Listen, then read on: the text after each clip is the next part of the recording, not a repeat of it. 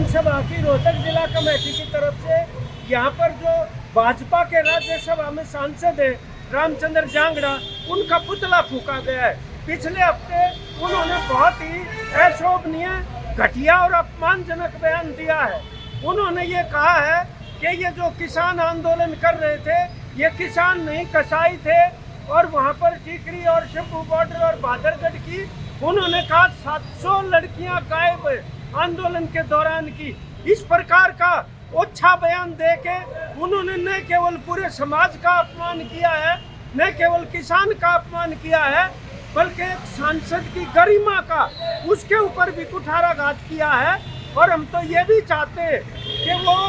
जो राज्यसभा के अंदर विशेषाधिकार कमेटी होती है वो इसका संज्ञान ले कि एक सांसद, चाहे वो संसद के भीतर और चाहे बाहर हो, इस प्रकार का आचरण वो नहीं कर सकता। ये संसद की गरिमा को गिराने वाला है, इसलिए वो इसका संज्ञान लेकर और खुद ही विशेषाधिकार की कार्रवाई करे उनके खिलाफ। आप अंदाजा लगाइए, लोग तो ये अपेक्षा कर रहे हैं कि बॉर्डर के ऊपर एक किसान नेता जो है उनका जीवन खतरे में डला हुआ है डलेवाल जी का आमरण अनशन के आधार पे, और दूसरी तरफ सरकार बातचीत करके उसको हल करने की बजाय न केवल सड़कें रोक रही है और उनके ऊपर आंसू गैस छोड़ रही है, बल्कि साथ में ही उनके जो सांसद हैं वो इस प्रकार की बातें करके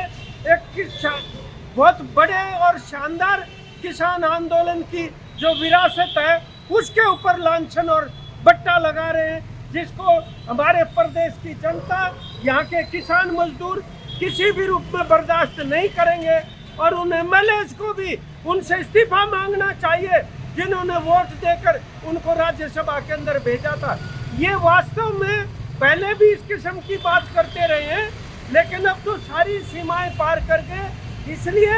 ये